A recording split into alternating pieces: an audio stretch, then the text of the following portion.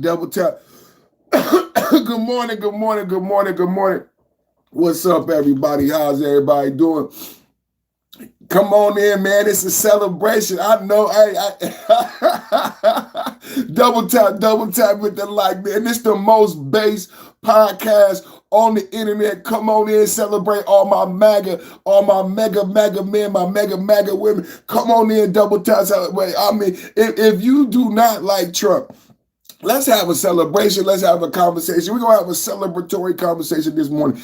If you do not like Trump, if you do not like MAGA, I know you cannot stand me and the truth and all of the facts we present on this podcast. How can we be so early? How can we be so right? My name is perfect. It's the perfect time of podcast with the double tap. Welcome. Welcome to the live chat. Remember to guard your privacy and abide by our community guidelines. It is so important. Let me make sure my volume is all the way up. Yes, it is. Welcome to the live chat. Remember to guard your privacy and abide by our community guidelines. First in the chat, get shouted out. First in the chat, get shouted out without a doubt. First in the chat, get shouted out without a doubt. Let's get them super chats rolling. Double tap, hit the like button. How's everybody doing this morning? Double tap, hit the like button. We're going to have a fire show today. Another fire show today. We excited. We excited. We excited. Double tap, hit the like button. Double tap, hit the like button. How's everybody doing? We're watching the Perfect Timing podcast. We're watching the Perfect Timing podcast. Perfect Timing podcast. And we got some great MAGA victory news today. Great MAGA victory news. This is Talk About It Taco Tuesday. Terrific Talk About It Trump. The terrific Trump Talk About It. Terrific Taco Tuesday. Another terrific Taco Tuesday. I mean, come on, man. How can you not just be celebrating? How can you not be? I mean, we was the first one to break the news. We broke the news on Saturday, and we're gonna do a count. Hey, what's up with BD? What's up with BGP? What's up with you? How you feeling, man? Casio, bro, was first in the chat. Salute to you. That thumbnail is very suspect. 5.0, 5.0, 5.0, 5.0. Say it with me. It's phonetically sound. That's how we get down. What's up with you, man? Good to see you in the chat, man. You're looking good, man, with that wrench. You're looking good in the chat, man. Double tap, hit the like button, man. Shout out to my brother right there, one of the coldest gamers on YouTube. BGP. Y'all like and subscribe to his channel right now. Man, we having a great conversation today, man. And happy holidays to you, brother. Happy holidays to you, brother. You know holidays is around the corner. It's cold. Some people got, you know what I'm saying, it's snow up in the mountains right now. So happy holidays to you, man. God bless you and the family, man. I pray a covering over you and yours and a blessed holiday season. Man, every day and all your dreams and prayers come true, baby. Salute to you, brother. Salute to you, brother. Today we having a talk, man. Today we are celebrating MAGA. Appreciate it, fam. That avatar is my latest art piece. Got a rep for the beard gang. Shout out to the beard gang. You know, I cut my hair, I cut my beard, but I'm repping today. You know what I'm saying? My Niners won last night. Double tap at the like, but we are the 49ers. Yeah, man, we won again. I think we on the roll. You want me to get on the roll? MAGA's on the roll. The 49ers is on the roll. MAGA keeps winning. 49ers keeps winning. This going to be a great holiday season. Clap it up for MAGA. Clap it up for the 49ers. Clap it up for Trump victory. Clap it up for the Niner victory. Victory after victory after victory. Man, it's just the MAGA magnificent, terrific Taco Trump Tuesday. And we're going to have a great conversation today. If you don't know what I'm talking about the biggest, hottest news in geopolitics in the globe. It's the biggest, hottest news in geopolitics all year. I mean, we only 11 months into a 4-year term. President Trump is the greatest president that ever lived. Can I get a President Trump in the chat? Can I get a President Trump in the chat? I said President Trump is the greatest president. When we talked about President Trump in the Nobel Peace Prize, I think it was too soon for people to dismiss President Trump being nominated for the Nobel Peace Prize. Think about what we were facing. Remember what we revealed yesterday about the Ukraine? We're going to get into the Ukraine. We're going to get into geopolitics. The whole globe was coming apart. Let's just be honest. The whole globe was coming apart. We can start with Afghanistan. We could go back to 2014 where Joe Biden as vice president was the lead on U.S.-Ukraine policy. How many people knew that? Double tap in the chat if you understand how we got here. I said we could go back to 2014 in the Obama-Biden administration where President Obama appointed then Vice President Joe Biden, who would later become president, who would later become president, who would later become president. Joe Biden as vice president was the head of U.S. policy in the Ukraine. Joe Biden was behind ousting the pro-Putin, pro-Russian president. Joe Biden was behind the Burisma scandal. Joe Biden was behind militarizing the Azov battalion. Militarizing the Azov battalion. Anybody know who the just to lay a foundation. It's important that we understand who was in control of U.S.-Ukraine policy during the Dignity Revolution in the proliferation of the Azov Battalion, because one of the major sticking points in the 28-point peace plan before peace with Ukraine and Russia is the denazification of the Ukraine. Thank you, sleepy Joe Biden. I just want to lay a foundation. We having a great celebration. Double tap, hit the like button. We having a great celebration. We having a great celebration. Double tap, hit the like button. Yeah, we celebrating peace. We celebrating peace. I mean, we've been talking about it, but I'm just like, it's so much so soon. It's so much so soon. You know what I'm saying? You start off. This is what it was. You start off with an election. You start off with one of the greatest elections that's going to go down in history. Because can we have a real talk? Because I explained to you, Joe Biden, then vice president, was the head of U.S. policy in the Ukraine. His son was on the board of directors of Burisma, making millions of dollars a year. Joe Biden was caught on a phone call forcing him to pay his son millions of dollars, or he would withhold billions of dollars in aid. And then he bragged about it on the campaign trail.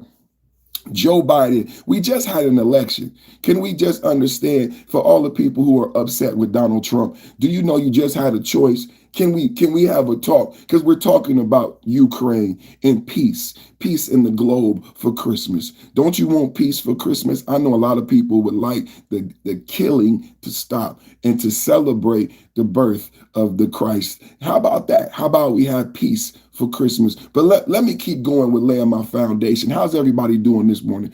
Double tap, hit the like button. Double tap, hit the like button. I want to say good morning to everybody. Good morning, man. Did you hit the like button right now? Did you hit the like button? Come on, we having a great conversation this morning, man. I need you guys to participate. Let's get the algorithm going. Did you hit the like button? Come on, man. Let's have a good podcast this morning. Let's have a good podcast this morning. Everybody double tap. We got a goal. We got a goal. We got a poll. We got a goal in the poll.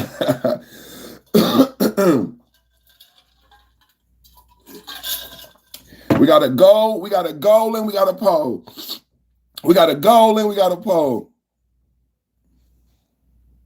Who is this? Somebody in the chat said, "What's up, bro? Just checking on you. Hope you're doing well and hope you're recovering from the surgery." Okay, so this is what we're gonna do all day is get the clowns up out of here. Every morning they come in, man. They don't have the intelligence for the conversation, but most of my audience does. So we're going to have a great conversation this morning because we started this conversation on Saturday. I hope a lot of my listeners and subscribers, a lot of new subscribers going to come in, a lot of new listeners. I want to say thank you for watching. Thank you for watching. Double tap at the like button. You at the right place. This is the #1 channel for geopolitical discourse on YouTube, on the internet. This morning, we are discussing the Russia and Ukraine peace plan. We started this conversation on Saturday. If you go back to my channel, you'll see content that says, was Zelensky first, when presented with this 28-point peace plan over the weekend, Zelensky and European leaders first said no. That was the first response and rebuttal to the 28-point peace plan, and today we celebrate it. Now, as we talked about this Saturday, we talked about this yesterday, and we got the Cleveland Browns with a victory. We got the 49ers with a victory last night. What we discussed is that Trump had gave Zelensky a 72-hour deadline as of the weekend, and he said that he wanted a peace plan by Thanksgiving, November 27th.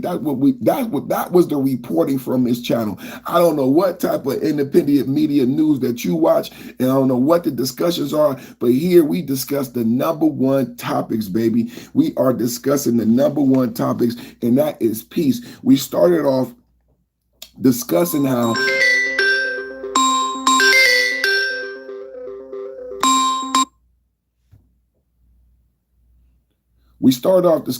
Joe Biden and Barack Obama was integral in what we have now with the Ukraine. Joe Biden was the lead on policy, just like Kamala Harris was the border czar. You have to understand the parallels and the historical references that we're getting into this morning. Joe Biden was the lead on policy in the Ukraine when the Ukraine turned into a shitstorm, and when we had the Dignity Revolution, when we had the Azov Battalion, when we had Zelensky install a comedian and a television actor. This was all under the guise and policy of Joe Biden, but Barack Obama was president. But we never really talk about what actually happened during the Barack Obama presidency. But let's get into the fact that we are now in 2025, and we are only 10 months into a Trump presidency. Trump has 4 years. We have 4 more years of Trump. Can I get 4 years in the chat? We have 4 more years of Trump. We only been in a Trump presidency 10 months. But what I want to remind you about is that 10 months ago, how did you feel about geopolitics 10 months ago? Were you worried about World War III? Because I remember rhetoric. Yesterday, I read to you where Kamala Harris, border czar, was not focused on the American border, but Kamala Harris was in the Munich Security Council focused on the Russian-Ukraine border and giving speeches about Ukraine's NATO and EU proliferation, despite Putin saying over and over again that he had a red line. How many people truly understand geopolitics?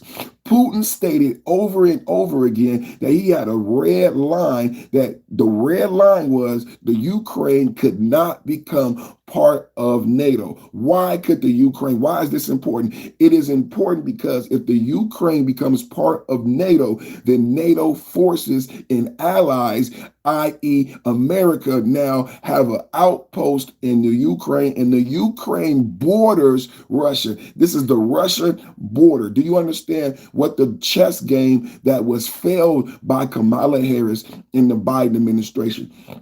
Kamala Harris attempted to play 4D chess when she should have been focused on the Mexican-American border. Kamala Harris, this is why she lost the presidency. We're going to get into it. This is why Kamala Harris lost the presidency. This is why the Democrats and the American people lost faith in the Democrats. There was a choice just 10 months ago. And it's going to go down in history as one of the great. Yeah, go ahead, double tap, hit the like button, and hit the poll. Hit the poll. Hit the poll, double tap, hit the like button, hit the poll. We had a choice just 10 months ago. This election where Donald Trump became his second term. What is it? He's number 47, right? This election is going to go down in history because of all the idiosyncrasies, because of all of the nuances in the election. Couldn't get that word out. Y'all help me out in the chat. Starting off with the fact that Donald Trump ran against Joe Biden. We got to lay the foundation. Joe Biden was the head of policy in the Ukraine. Just 10 months ago, you had a choice between Joe Biden and Donald Trump. The problem was Joe Biden failed on the Ukraine. Joe Biden failed on the border. Joe Biden failed on the departure of Afghanistan, a 20-year war against Al Qaeda and terrorism. But look how that ended. It ended like Vietnam, where the people we were fighting took over the same day we tried to leave. I mean, as we were leaving, the people we were supposed to be fighting took over. They were jumping on airplanes. So Joe Biden, think about the history of what happened just months ago. Can we be honest? We're going to have a great talk this morning. We're going to talk about peace.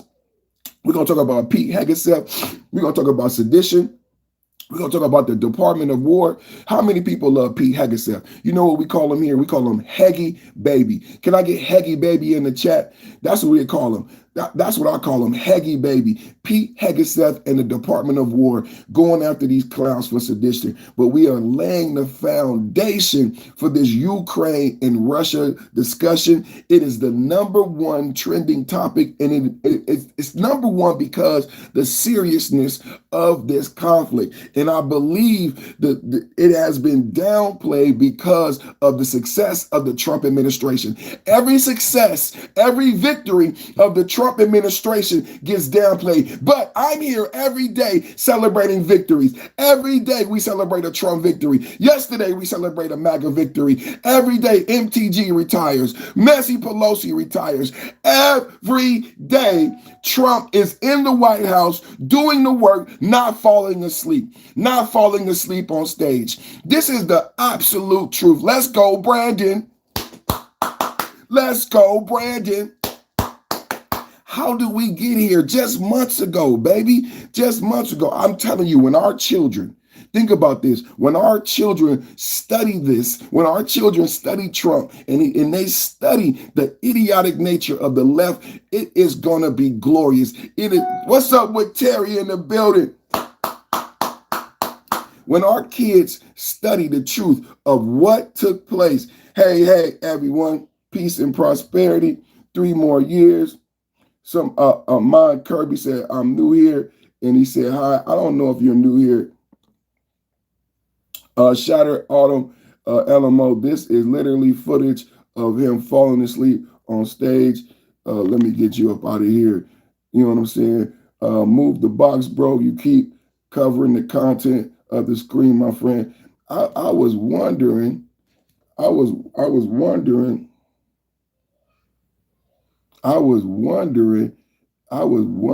if that box, I don't know if you could shrink it or what. Thank you for saying that. Thank you for saying that. Because I was wondering if that box was blocking me. But nobody said nothing.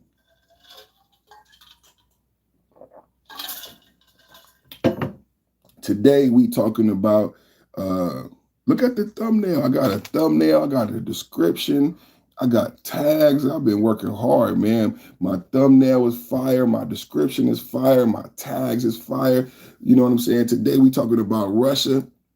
Today we talking about Ukraine and the peace agreement. I mean, really, it's a celebration. It's a mega magnificent celebration. And the reason we want to celebrate is because remember what Trump said? Trump said, if I could get peace in the Ukraine and Russia, it might help me get into heaven. I mean, it's a lot of things we don't really talk about. I'm doing multiple things, bro. Life is busy, but I do what I can do when I show up. Thank you, Terry.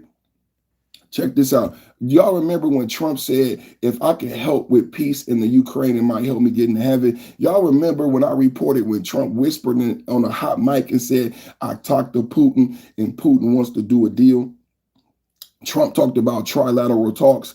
It was kind of unbelievable. Double tap at the like button. Everybody, double tap at the like button. Send a gift. Send a super chat. Let's get the Trump hands rolling. Let's get the podcast rolling. Double tap, hit the like button. Send the super chat. Send the gift. Hit the roll. Let's do it, man. I remember when Trump said, if I can get peace, it'll get me into heaven. I gave the report that 500 people and the 500 men in the Ukraine die every day during the conflict. Those numbers are staggering. Social media insurance, bro. Salute to you, Alonzo Hall in the building. Double tap at the like button. That's my brother right there, man. Subscribe to his content, everybody, man. The insurance brother, man. Double tap, hit the like button. Salute to you. Today, we talking about Russia and the Ukraine, and we also talking about geopolitics globally, and globally the discussion that we have about Trump and the successes of Trump and where we are as an American people as we get into today's story. You know what I'm saying? When our children go to school, and study, God bless America. I like that.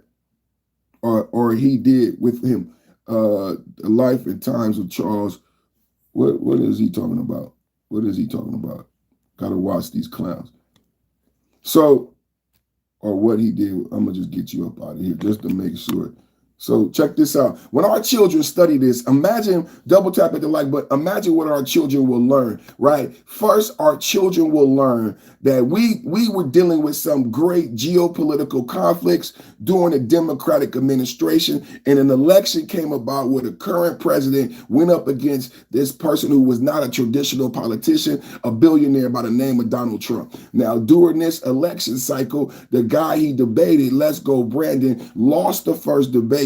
After losing the first debate, this is like one of the first times in history. So think about what our kids will learn when they learn about our history in school. So Joe Biden loses the first debate, and then the Democratic Party, the DNC. Now remember last week I talked to you about Jeffrey Epstein. We talked to you about the Jeffrey Epstein and the details of Jeffrey Epstein Democratic donations. I exposed Jasmine Crockett. Jasmine Crockett tried to equate Jeffrey Epstein's donations to Republican donations, but she was exposed because she was wrong about the Jeffrey Epstein. The Jeffrey Epstein she quoted for Republicans happened to be a doctor from New Jersey, had nothing to do with the guilty felonies of the Jeffrey Epstein who donated to the Democratic Party. Why is this important? Because Jeffrey Epstein donated so much money, not only to Chuck Schumer, to John Kerry, to Hakeem Jeffries' dinner with Obama, but Jeffrey Epstein gave money to the DNC. And I know that a lot of people do not understand who and what the DNC is. What is the DNC? The Democratic, this is where your platform comes from, where your bills, where, you know, if you go apply for a job at a corporation, I might be talking ahead of my audience because a lot of the trolls don't have jobs, they live in their mama basement. But when you apply for a job at a corporation, you need to know the mission statement. So this is what we're talking about this morning. Damn. We're talking about Donald Trump going up against first Joe Biden and then the DNC. I'm explaining to you what the DNC is. It will be important what the DNC is because Jeffrey Epstein donated so much money to the Democratic Party that they still have $32,000 of Epstein money. We getting Epstein money?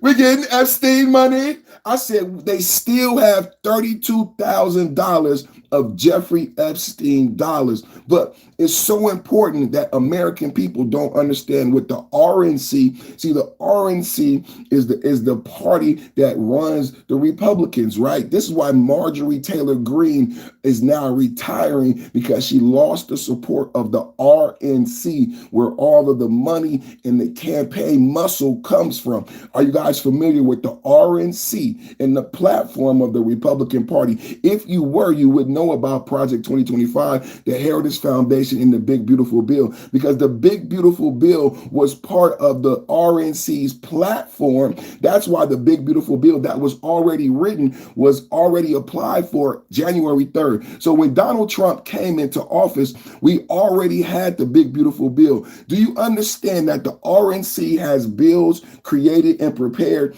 and the DNC, Do you understand now? I'm explaining to you. I've talked about the DNC many, many times. The DNC has a platform. Who understands what a platform is? The Republicans have a platform. The Democrats have a platform. Who is in charge of the platform? The RNC is in charge of the Republican platform or mission statement, what the Republicans want to do. Like the Republicans for over 50 years wanted to reverse Roe versus Wade. How do we know the Republicans wanted to reverse Roe versus Wade? Well, it was part of the Republican platform.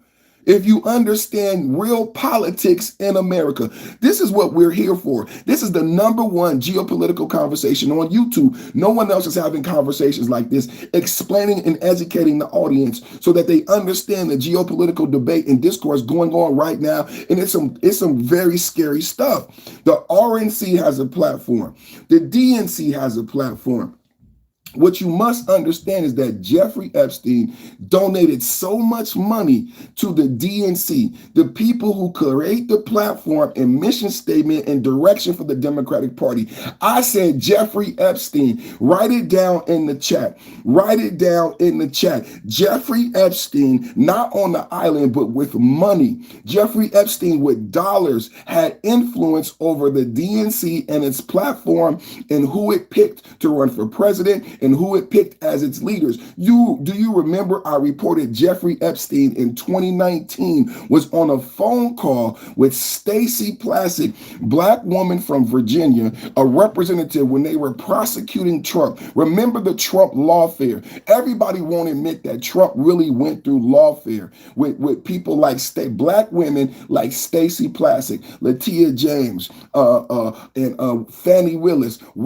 Kamala, why was it all black women? Why can't we ever be honest about what really happened? So all these black women were tasked by Joe Biden. Remember, Joe Biden said, if you're not black, if you don't vote for me, you're not black. Who remembers when Joe Biden said, if you don't vote for me, you're not black? He said it to Charlamagne. I was disgusted. I don't know how you voted for Joe Biden, but let's talk about the lawfare. Let's talk about Jeffrey Epstein, after being convicted in 2008, and he's under investigation in 2019. Do you understand? Jeffrey Epstein was under investigation when he was on the phone with a Democratic congresswoman from Virginia, where his island is. He never should have been able to go back to that island. The Democrats let Jeffrey Epstein go back to a private island after being convicted of the worst felony in the world. Why was Jeffrey Epstein allowed access to a private island?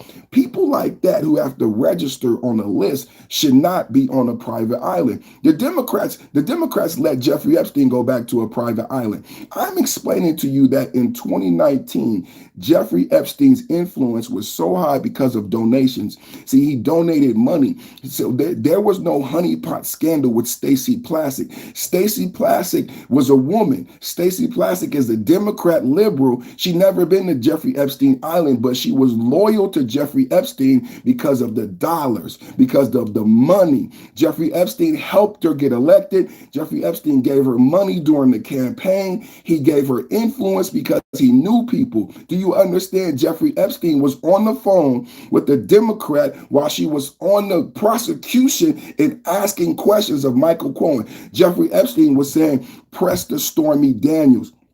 Jeffrey Epstein gave money to the DNC. This is just to lay a foundation, because I know so many people don't know enough about American politics.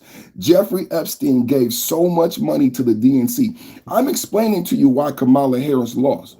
Do you understand why Kamala Harris lost? I need to explain to you what the RNC is, what the RNC does. I need to explain to you what the DNC is and what the DNC does. They hold the keys to the Democratic Party. They create the Democratic platform, the so-called mission statement. Within the DNC platform are bills like minimum wage, $15, bills like nationalized health care. Do you remember your buddy Chink from the Young Turks when he said to the Democrats, the young Democrats, you need to force the Democratic Party to start. Chink said you need to force the Democratic Party to start implementing the platform of the DNC. I'm afraid, brother, from the Young Turks, I am afraid they didn't even understand what you meant when you said that you need to force the Democrat leadership to implement the platform of the DNC. Too many people don't understand. Too many people don't understand what the DNC is, don't know what the DNC platform is. So you don't know the failures.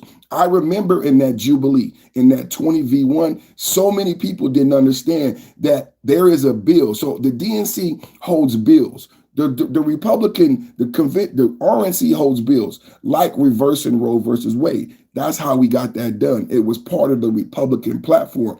One of the things on the Democratic platform is nationalizing abortion. They didn't do it. Another thing on the Democratic platform is $15 minimum wage. They didn't do it. Do you understand? So you have a platform with bills. Bills become laws. The big, beautiful bill was part of the Republican platform, which is why it became a law so quickly when Trump became president. The big, beautiful bill was signed into law in July, just 6 months after Trump became president. It is the largest legislation in years, $1 trillion legislation. You couldn't write it. I'm explaining this to you so you understand. The big, beautiful bill was not written in 2025. It was already created. Do you remember Joy Reid? Do you remember Rachel Maddow reading to you the bedtime story of Project 2025? Because the big, beautiful bill was already written and prepared. The Democrats failed you.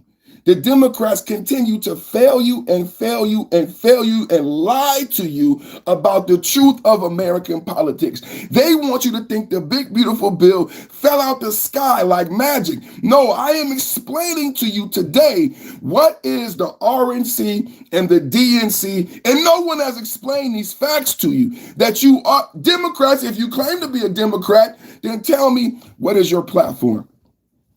Woo! Double tap hit the like button.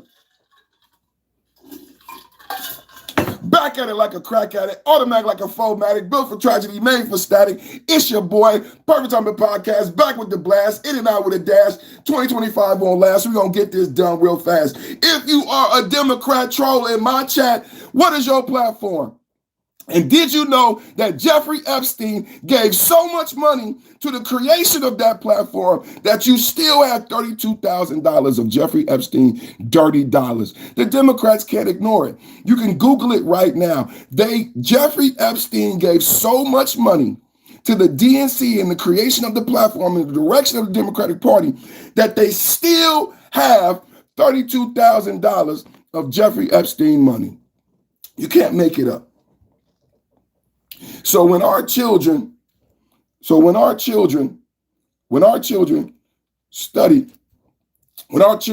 this history, our children will learn about one of the most weirdest, strangest, perverse media cycles, social media, and one of the weirdest, most perverse elections. They will learn that the DNC took out Biden, installed Kamala, and then the DNC said, we're not going to Democratic convention. And then no one knew who made the decision to remove Biden. Nobody knew who made the decision to go with Kamala without committee. Nobody knew who made the decision not to go to convention. And to this day, as I explain these facts, it is eerily obvious to me, you still do not understand who the DNC is, who the RNC is, Brian Steele, what was his name? Donna Brazile, Brian Steele, the leaders of the RNC, the leaders of the DNC, Donna Brazile cheating. Donna Brazile as a leader in the Democratic Party, part of the creator of the platform and the direction and who would be president. The DNC chooses who. This is why Marjorie Taylor Greene is retiring, because she has lost support from the RNC. Donna Brazile, when leader of the DNC and also an employee of CNN, helped Hillary Clinton cheat on a debate by giving Hillary Clinton information on CNN questions. And then she got caught. Then she got caught. So what the foundation we laying today is that just 10 months ago, you had a choice between Donald Trump and Joe Biden. Joe Biden was the head of the policy in the Ukraine. The DNC said no to Joe Biden. The DNC put in Kamala. Kamala has never got a vote. Kamala had no constituents. Kamala did not go to committee. They said, we're not going to convention, and Kamala lost. When we had this choice between Kamala and Trump, the world was in disarray. We had conflict in Israel and Palestine. We had hostages. We had one of the most horrific attacks on Israel during the Biden administration, because Biden is known for being Sleepy Joe. And Biden didn't do anything. Biden never met with Bibi to get peace. Biden never met with Putin to get peace. This is just a fact. All of these conflicts proliferated. Double tap, hit the like button. Double tap, hit the like button. Double tap, hit the like button. All these conflicts proliferated under the Democrats. You get a choice. Now between Trump and Kamala, we go with Trump. We swear him in January. Everybody is still terrified because Joe Biden and Kamala was in Munich talking about NATO proliferation. Joe Biden was talking about a Cold War. They opened up borders. Everybody was sick and tired. People talk about fatigue. The fatigue is for the Democrats. They opened the border. They gave out thousands of food stamps. Kamala Harris sparking global conflict in Israel and in the Ukraine. So when Trump takes office in January, we all are on pins and needles. We want Trump to wipe our ass and save the day. And Trump starts immediately going to work every day. We are 10 months in, and right now, we are 10 months in, and the hostages are home. We are 10 months in, and we have a 21-point peace plan in Israel and Gaza. Hamas returned the hostages. And today, over the weekend, Trump administration created a 28-point peace plan for peace in the Ukraine to stop the death. Because Russia is kicking major ass. 500 Ukraine boys die every day. America has given $300 billion, and there is no end in sight. The Ukraine is not able to defend itself against a global nuclear power such as Russia. Russia is simply toying with the Ukraine. If they wanted to go nuclear, this would be over in a matter of seconds. Correct? Correct. So over the weekend, Trump presented in his administration a 28-point peace plan. We read the 28-point peace plan. Not only did Trump present a 28-point peace plan, but he presented an ultimatum to Zelensky. Zelensky said no, he wanted to go converse with European leaders. President Macron and other European leaders backed that bullshit play. Trump gave an ultimatum. If Zelensky doesn't take the peace plan, then France and the EU, they can fight the battle with you because the U.S. is pulling out. No more money, no more F-16s, no more funding, no more shit. And he gave a deadline to Zelensky, the Ukrainian president, that if you do not take this deal by Thanksgiving, November 27, 2020. Now think about this, everybody. Trump just ended the shutdown after 43 days. Trump just got home the Israeli hostages. Trump just got peace in the Middle East. Now we talking about peace for Christmas. Hallelujah, hallelujah, hallelujah, hallelujah. Now we talking about peace for Christmas in the Ukraine and a lasting peace. This is what I said about the Gaza. This is what I said about Israel. I said too many people want to hate on Trump, but they're not unpacking the facts of the Gaza peace accord, that it was created by the Saudi royals. We just saw Trump with the Saudi royals. He just had another meeting with the Saudi royals. They weren't just talking about business. They were talking about Israel and Gaza. How many y'all think it was just about, no. When he just met with the Saudi royals, he was talking about Gaza. And yes, because the 21-point peace plan was created by the Saudi royals in the UAE, and it was signed in Egypt. How many people knew that? In that Bibi Netanyahu was the last person to see the 21-point peace plan.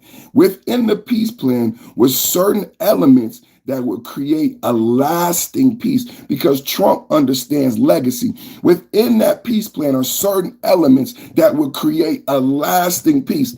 I lay that foundation so that you understand the 28-point peace plan with Ukraine and Russia has elements eerily similar that create a long-lasting peace. What am I saying? Russia gets to come back into the G8. There's no more Cold War. But I thought the Cold War was over. No, Biden and the Democrats tried to start it back up. I thought can we say the Cold War is over? Can we say the Cold War been over? Since Reagan and the motherfucker with the stain on his head, what was his name? Gorbachev, I don't remember his name. The Cold War been over. But Biden and the Democrats want to lie to you about Russia proliferation. I'm cooking. He's cooking this morning. They want to lie to you. Gorbachev. That's what I said. Gorbachev.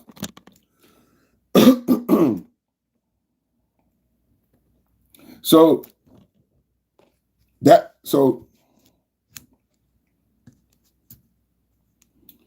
within the 28-point peace plan between Russia and Ukraine, there are things for lasting peace, like Russia coming back to the G8, Russia now being trade partners again with not only US, but all of Western society. This is a very enticing deal for Russia. And this is why Trump said, if I was president, this never would have happened.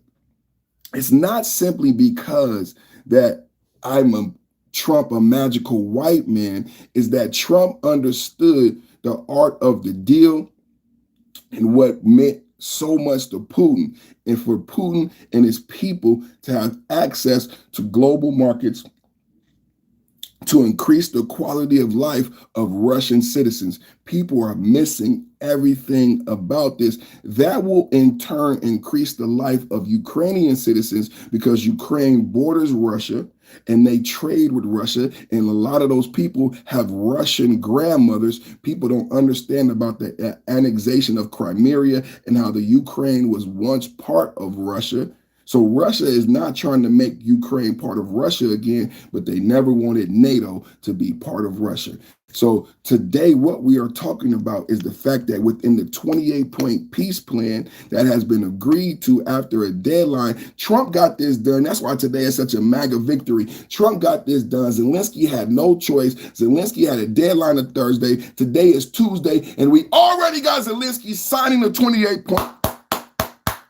I already know Putin going for it, because like I just explained, Putin gets access to the G8. We got the G20 summit. We got Putin gets access to the G8, global markets. This is what Putin wanted. And there's a promise that they would never be part of NATO and denazification. Let's get into the news. We having a great MAGA day today. The Ukraine agrees to core terms of U.S. broker peace plan with Russia. The Ukraine has accepted the key elements of a revised 19-point plan, including a peacetime army limit of 800,000 troops, higher than an initial U.S. idea of 600,000, which pleased Kiev. The agreement follows secret U.S.-Russia talks in Abu Dhabi, but Russia has not signed on, with officials like Sergei Lavrov signaling resistance to the change.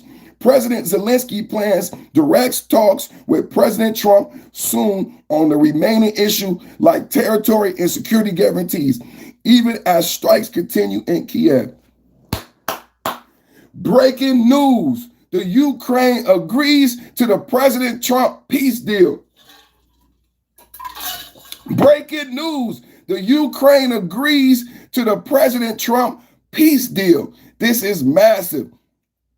Terms have been agreed to, and the Ukraine wants Zelensky to head to Washington to make it final.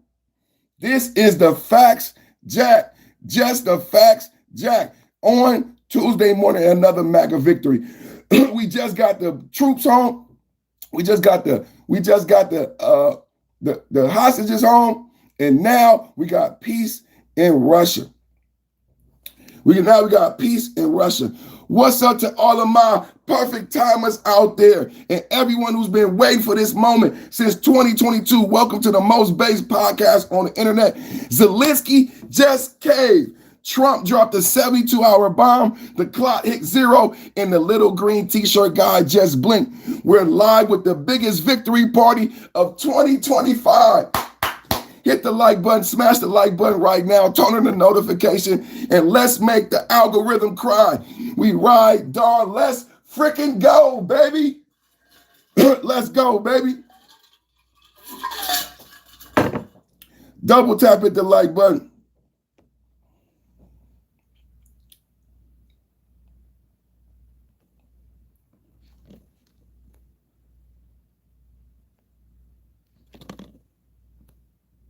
Double tap hit the like button. Everybody double tap hit the like button. Double tap hit the like button. Double tap hit the like button. Just cleaning up everything, everybody. Mr. Bowski said, what's up? I ain't see you in a minute, bro. Mr. Bowski said, what's up? What's up with you? Double tap hit the like button. Double tap hit the like button. Everybody come in. Let's have a good conversation and a debate. Man, a lot of people home on this Tuesday holiday, man. We need more likes. A lot of people home on this Tuesday holiday. We need more likes. Double tap hit the like. Doing good. Always give you thumbs up. Double thank you, brother. Salute to you, Mr. Bosky. Thank you for watching, man. Thank you for watching, man. Double tap hit the like button. 33, what a great number, man. 33, heads up, 7 up, man. You know what that is. Man, y'all was excited to do that 33. Appreciate you. Thank you, brother. Thank you, brother. Just doing my 1-2 hard work out here. Hard work out here, you know what I'm saying? Just doing my hard work. Just doing my hard work out here. Just doing the work. Just doing the hard work of the people. Just doing the hard work of the people. Just doing the hard work of the people. Let me just doing the hard work of the people. How's everybody doing this morning? Just doing the hard work of the people. Share the show, share, subscribe. Everybody retouch. Is the retouch on? Retouch on. Like, share, subscribe. Everybody like, share, subscribe. Double tap hit the like button. We got a goal. We got a goal right now.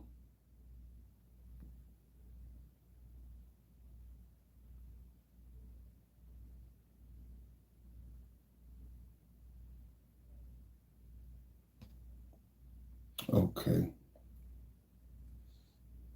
Is it hidden or is it off?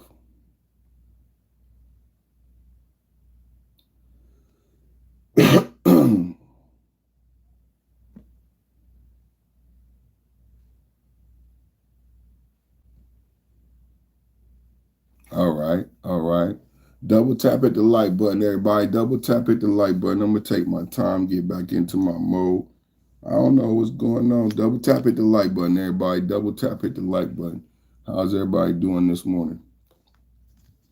Double tap, hit the like button, everybody.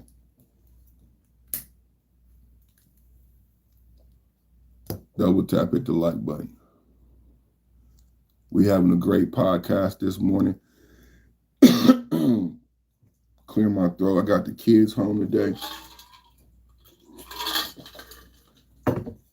It's a holiday weekend. That's a lot of, you know, we just came out of quarantine. I talk a lot about us coming out of quarantine. This is such great news today. I mean, this is such great news. How many mothers are excited about this news? You know, the moms and the wives. You know, when we talked about the shutdown, the work, you know, a lot of people focus, the Democrats, and they wanted you to focus on the food stamps. But I kept talking about the federal employees that were furloughed. You know what I would love to see from the liberal media? I would love to see an interview of an air traffic controller post shutdown. And I would love to hear from them about their lives during shutdown. That would be a great podcast interview. That would be a great vlog. My life as a federal employee furloughed for 43 days. My life as an air traffic controller, as an essential employee, as a TSA agent working without pay for over 30 days. And I would like to speak to those individuals. You know how we watch, you know, the CEO goes on the cover. That is a story. Those are the stories that need to be seen by the American people. The effects of these policies, the effects of these theatrical political games, political theatrics, the sandbagging. I want to see the real people, bro. The real people, bro. You know, as we get into this debate and discussion about peace in the Ukraine and peace in Gaza, you know, what I thought about during the shutdown is how many wives were affected by soldiers not receiving, how many children were affected by food stamps not going out, the real pain of these policies, you know, not, you know, the furloughed employees, the soldiers who were affected, the essential workers who had to go. I said to myself, so now I'm hearing about $10,000 bonuses to TSA agents who still, because the airports have to stay open. So I said to myself, how do you go to work if you don't have pay? How do you go to work for 30 days? I don't know. I couldn't do it. How do you buy gas? How do you buy food? How do you, if you have children, let alone, I heard stories of landlords, federal employees who had to take IOUs, right? And these are good people. You know, landlords go through a lot. You know, landlords look for triple the rent. You know, they go through your extensive history. So most landlords know who they have living in their home. So they know you're a federal employee. They know you work hard every day. They watch the news. They know you're affected by the federal shutdown. So they had to give out extensions and IOUs. But how many people were affected by these policies? I would love to hear from these people as we talk about peace in the Ukraine. And I said to you the numbers that 500 Ukrainians die every day. I said, look it up. I said, look it up.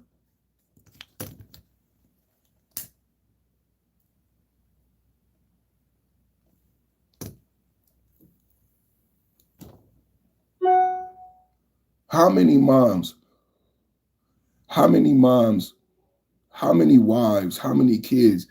I mean, like, soldiers get to come home, man. Do you guys remember when the Ukraine started? In the Ukraine, they had put women on the front line. They put old men. Typically, armed forces have like rules, right?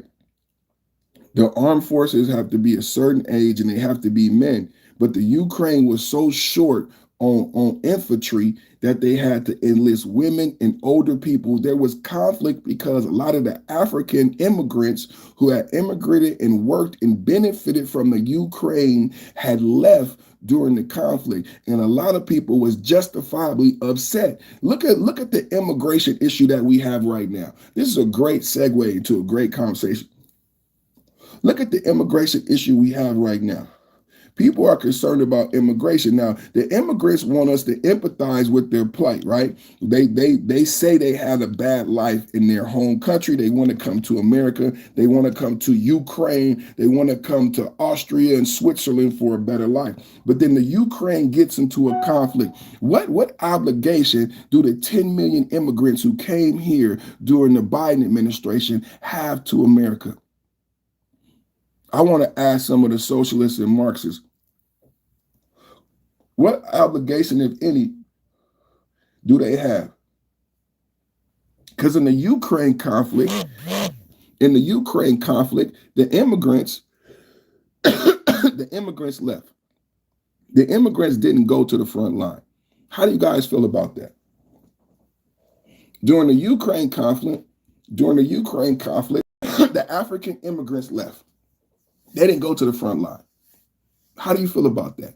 After coming to the country, working, making money, sending money back home to their families, they came to the country, made money, benefited from the Ukraine. But when the Ukraine had to defend itself, they said, we're good, we out of here. So you only wanted to benefit from the Ukraine. That's what it looks like to me. So you only wanted to benefit from the Ukraine. And I guess your home country wasn't that bad. Let's have a real talk, because we were told that so many people came here during the open border policy because they were fleeing such bad things in a home country. We have an example of a Ukraine, and we have immigrants who are quickly going back to their home country. But I thought you were fleeing your home country because it was so bad. But I guess it wasn't that bad, because when the Ukraine had a conflict, and protect your job, protect your new way of life, you got on the train and you left. You got on the train and you left. You said, I'm not protecting the Ukraine. I'm not from the Ukraine. Ain't that something? I wonder what would be the case if America had to defend itself. Would those 10 million immigrants who came here over the last administration, would they go back to their home country, or would they live and die and fight for America? Because they want American rights. Remember the fight. They think they're supposed to get a due process. They want to go to court. They want to go to the hospital for free, like American citizens. Okay, so you want to go to the hospital for free, right? You want due process in the court system that costs money. There's lawyers and judges. There's all the due process that costs money. So you want the due process. You want the free health care. Will you live and die for America in a conflict? And I'm only bringing this up because when we saw droves of immigrants leave the Ukraine when the Ukraine really needed them, and old men and women had to go to the front line, and all the immigrants went back to their supposedly sad countries. Ain't that some shit? Ain't that some shit? I love giving out truth bombs. Truth bomb, truth bomb, truth bomb. Let's get back into the news. Trump dropping bombs. Oh man, double tap at the like button, double tap at the like button, double tap at the like button. MAGA, magnificent, taco, terrific Tuesday. Another Trump victory. Peace, peace, peace, peace, peace. Trump dropped a 72-hour bomb. The clock hit 0, and the little green t-shirt guy blinked. I said the little green t-shirt guy blinked. And I'll be so happy when Zelensky get voted out. We are live for the biggest victory party in 2025. Smash the like button right now. Turn on the notifications. Let's make the algorithm cry. We ride at dawn. Let's freaking go. 3 days ago, the stream was called Surrender Watch Party. Well, tonight it's called Told You So. Trump said Thursday or bust, and Zelensky team just admitted common understanding on core terms. Translation, he signed the damn thing. Frozen lines, neutral Ukraine, and no NATO. Billions saved and lives saved, and Putin sitting there like, wait, that's it? That's it, baby. That's what it is. That's what winning looks like. That's what Trump does, baby. Win, win, win. That's what winning looks like when you have a real president. Chat right now, drop an American flag if Trump ended another war before taking the Christmas pledge. Drop an American flag right now if Trump just ended another war. Timeline. Sunday, Trump drops a 28-point hammer. Monday, Zelensky calls it difficult. Tuesday, Geneva talks points slashed to 19. And now Zelensky is talking about signing a plan. Rick Sanchez calling Zelensky a war addict. Trump, the Hollywood meme where it plays Zelensky begging. So let's get into this, man. Let's get into this, man. The Ukraine has accepted the key elements of a revised 19-point plan, including a peacetime army limit of 800,000 troops, higher than an initial U.S. idea of 600,000, which passed Kiev. The agreement follows secret Russia talks in Abu Dhabi. How many people knew? This is just like the 21-point peace plan in Israel. Secret Russia talks in Abu Dhabi. Zelensky's not even part of it. America and Russia is the one who put together this peace plan, and Zelensky was given an ultimatum, no choice, sign it or no more funding. President Zelensky plans direct talks with President Trump soon as remaining issues like territory and security guarantees, even as strikes continue in places like Kiev. Let's go to some video about the situation.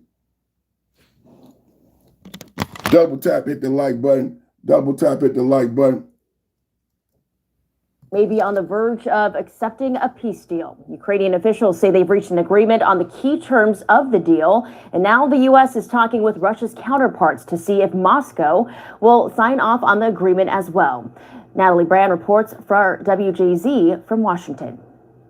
A U.S. official tells CBS News Ukraine has agreed to a peace proposal with details to be worked out. Ukraine's national security advisor on social media said, "Our delegations have reached a common understanding regarding the key terms of the agreement discussed in Geneva."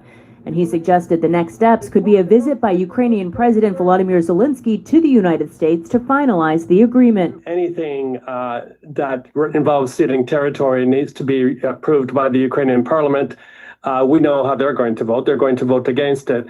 So very, very difficult times for Mr. Zelensky to navigate right now because he's on political thin ice as it is. It comes as sources tell CBS News that U.S. Army Secretary Dan Driscoll is in Abu Dhabi meeting with Russian officials to discuss the revised version of the White House's 28-point peace proposal following weekend negotiations with Ukraine. The goal was to take, 28 points or 26 points, depending on which version as it continued to evolve, and try to narrow the ones that were open items. One U.S. military official in Abu Dhabi says the Army Secretary is optimistic and said negotiations are moving quickly.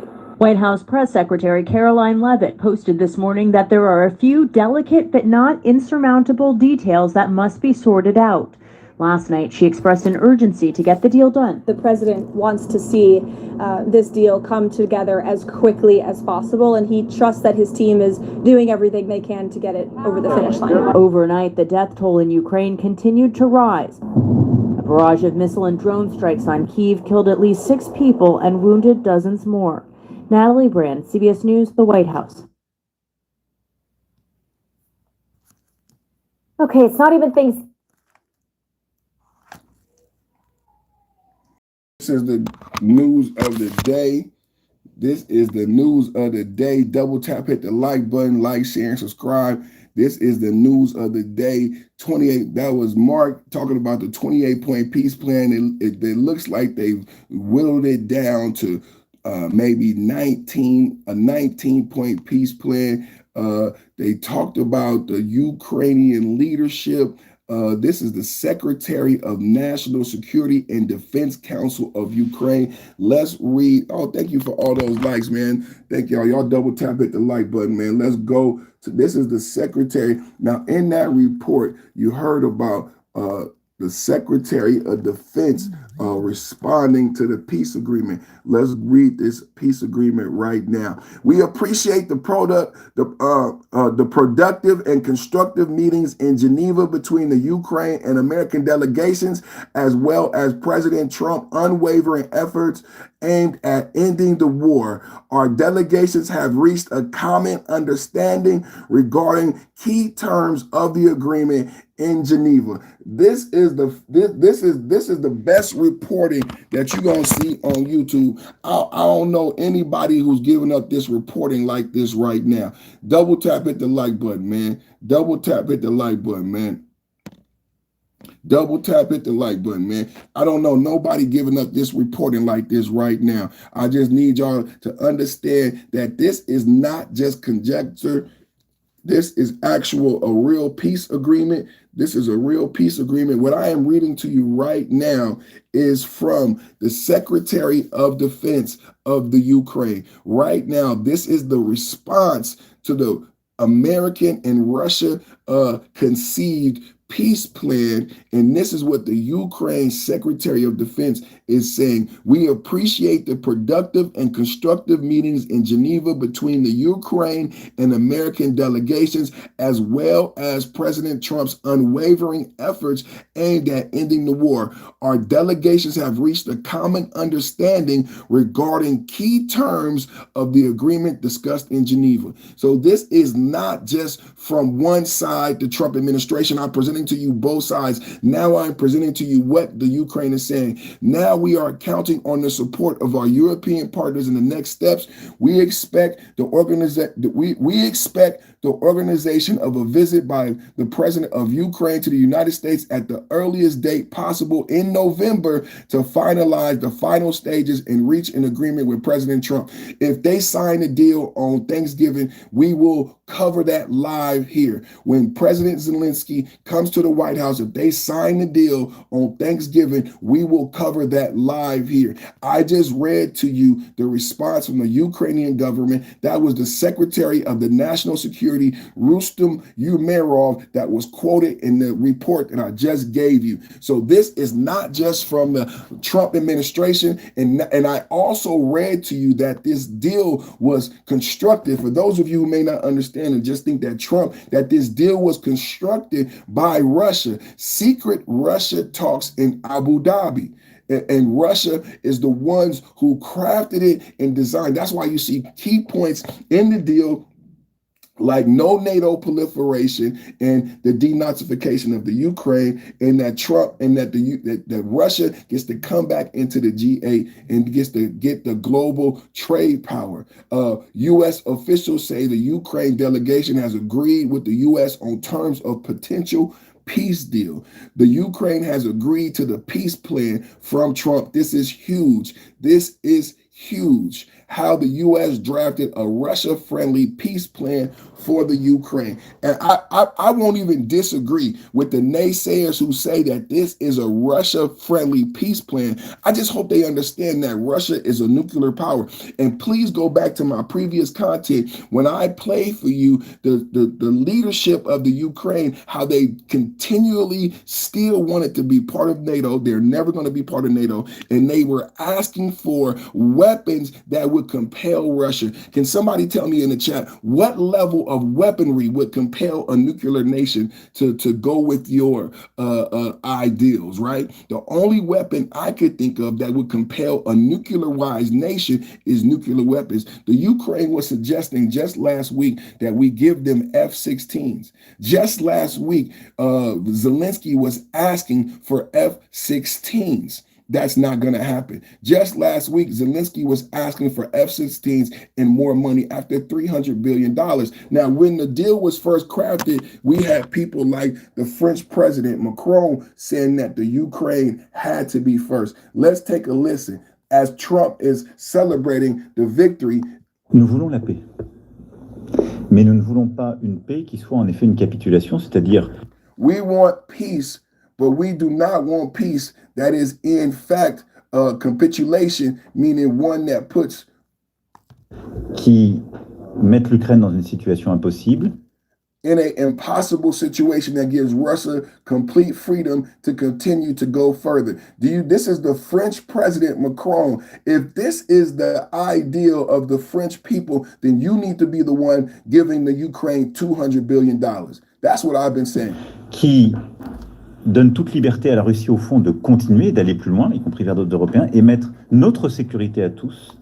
Including towards other Europeans, and to put the security of all of us in danger. This is key. This is key to MAGA. This is key to America first. This is the French president, Macron. This is very key to why America First and MAGA resonates, because this is the French being honest with you about the Ukraine and Russia conflict and who it affects most. Can we have a real talk? See, the reason why we were donating so much money to the Ukraine, the reason why we were sending troops to the Ukraine is because the Democrats, this conflict came out under Biden and the Democrats. Biden convinced us, Kamala Harris convinced us that Russia wanted to proliferate and that Russia wanted to reclaim Crimea, Ukraine, and Russia and the Cold War was back. back. This is why the Democrats justify us supporting the Ukraine and putting so much money into the Ukrainian conflict. Now we hear the truth. Now we hear the truth. French president does not mention America at all.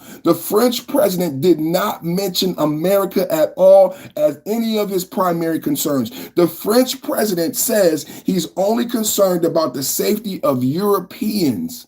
This is what America First and MAGA voted for Trump about. The French president admits that this Ukraine deal is important to France because it's about the safety of the Europeans. It has nothing to do with Americans. Why were we ever there, Macron? I agree with you. This is the thing I'm going to say right now. I am not mad at Macron. I don't even disagree with his perception of this. I actually agree with him. How this deal works out does affect France and Europeans a lot more than it does Americans. That's why we never should have been there. That's why I'm so proud of Trump this morning for getting out of there. Get out of the Ukraine. Let France and the Europeans who will be most affected by the peace agreement go handle Russia. Go handle Putin. This is my honest opinion. I cannot disagree with Macron. I just want the American people to understand how the Democrats hoodwinked you, that we never should have been in the Ukrainian conflict because it did not have anything to do with America. The only reason we was there is because Biden and the Democrats convinced you that the Cold War was back again. I don't know why we believe that the Cold War was back again. En danger. Le plan qui a été proposé par les États-Unis d'Amérique, il va d'abord... He said the plan proposed by the United States is a step in the right direction toward peace. C'est une démarche qui va dans le bon sens, la paix. Ensuite, il y a des éléments dans ce plan qui méritaient d'être... However, there are elements of this plan that deserve to be discussed, negotiated and improved. Discuter, négocier, améliorer. Quelles sont les lignes rouges dans ce plan aujourd'hui? De toute façon, la seule ligne rouge que vous avez depuis 3 ans et demi, il ne faut jamais l'oublier, elle s'appelle la Russie. Parce que ceux qui ont déclenché la guerre, ce sont les Russes. Il n'y a qu'une personne qui ne veut pas la paix. C'est la Russie. Bon. Pardon pour cette question peut-être de béotien, Monsieur le Président, mais est-ce qu'aujourd'hui, la Russie mène la guerre à la France? Donc aujourd'hui, ce qu'il faut bien voir, c'est que la Russie, elle mène une confrontation stratégique qu'on appelle hybride avec les Européens. Il est clair que la Russie a une posture beaucoup plus agressive et que derrière tout ça, ces dernières années... This is the same talk that Biden talked. This is the same Cold War talk that Biden was talking. This is the same Cold War rhetoric. Did you hear what he said? And again, nothing to do with Americans. This is so important as we unpack this today. As we unpack the peace agreement, why was America involved in this conflict anyway? That's why I went back to Biden being in control of the Ukraine policy. Listen to what French president says. He says, today it is important to understand that Russia is engaged in a strategic confrontation. Like Russia is the one who started this. Don't leave out that I reported that Kamala Harris and Biden was the one in the Munich Security Council boasting about the Ukraine's desire and right to be part of NATO when they knew it was a red line. Putin had one job. The Democrats had one job. Putin had one red line. He said Ukraine could not be part of NATO. What's the biggest part of this peace plan? The Ukraine can never be part of NATO. That's how I know this is a lasting plan for peace. But it seems like Macron and other European leaders don't like that.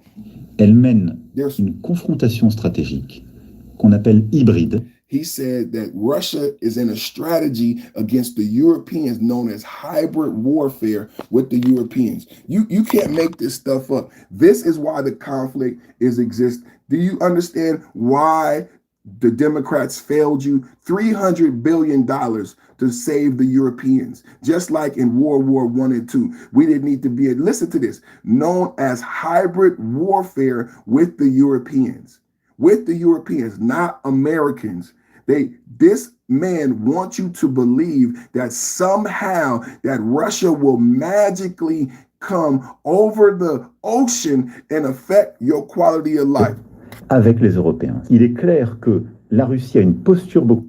it is clear that Russia has taken much more aggressive posture in that beyond all this in recent years. This is Cold War rhetoric. How many people in the chat put Cold War rhetoric in the chat? How many people understand? This is what Biden, this is why this is a global cabal, the Paris climate agreements. Remember when Trump was president, he took us out of the Paris climate agreements. As soon as Biden was elected president, he put us back in the Paris climate agreements. What did Trump do as soon as he became president? He not only took us out of the Paris climate agreements, he gave an ultimatum to NATO. NATO pays more now. Does anybody understand what I'm talking about when it comes to geopolitics and what Macron is saying? You had to be paying attention going back to the last administration. Under Trump, NATO pays more money. As soon as Trump came in, we've only been 10 months into a 4-year. This is so important that you understand. The Russia conflict has been going on for years. The Israel conflict has been going on for years. We've only been 10 months into a Trump administration, and we have peace in Israel, and we have peace on the horizon in the Ukraine. This morning, what I am explaining to you is that we never should have been there. Do you understand? We never should have been there. This is America playing in someone else's back door. This is why MAGA Republicans chant, "Make America Great Again" and America First, because the French president is explaining to you why this is a serious issue for France and Europe. What I want you to understand and hear is the French president is exclaiming to you why this peace deal and the details of the peace deal is important to France and Europeans. He's not even speaking English. Can we have it double tap in the chat? He's not even, this is a lack of respect for your $300 billion. You should be pissed right now. He's not even respecting your money, your troops, your training, your understanding. 300 billion American dollars. He's not even speaking English. Do you think he doesn't know how to speak English? Yes, he knows how to speak English, but he's not speaking to you. He's not speaking to you despite 300 billion damn dollars. He's not speaking to you. That should make you sick. It makes me sick. It makes me sick. The lack of understanding. Beaucoup plus agressive. Et que derrière tout ça, ces dernières années, elle a accru sa défense, sa capacité à agir. It says Russia has increased its defense capabilities. That is to say that Russia today is putting more than a third of its budget and more than a third into defense. It could do that. C'est-à-dire que la Russie aujourd'hui, elle met plus d'un tiers de son budget, plus d'un tiers, en matière de défense. Donc voilà la réalité de la menace. Donc nous aurions tort d'être faibles face à cette menace. Et donc, si nous voulons... So again, Cold War rhetoric. This is the threat. He is referring to, this is how we got here. Is he willing to send troops from France to die? Nous voulons nous protéger, nous Français, ce qui est ma seule obsession. Nous devons montrer que nous ne sommes pas faibles avec la puissance qui nous menace le plus. I just can't stand it. I can't stand it, you guys. I have to give you real news here. I have to give you real facts. Do you understand what is going on? We're talking, this is the French president, Macron, responding to the 28-point peace plan. Just last night, I just played for you reports that 6 people died in the Ukraine. They're still bombing. Remember during the 21 peace point plan in Gaza, people kept saying, oh, they're still bombing. Yeah, it's still a conflict going on. We want it to stop. And here's the French president.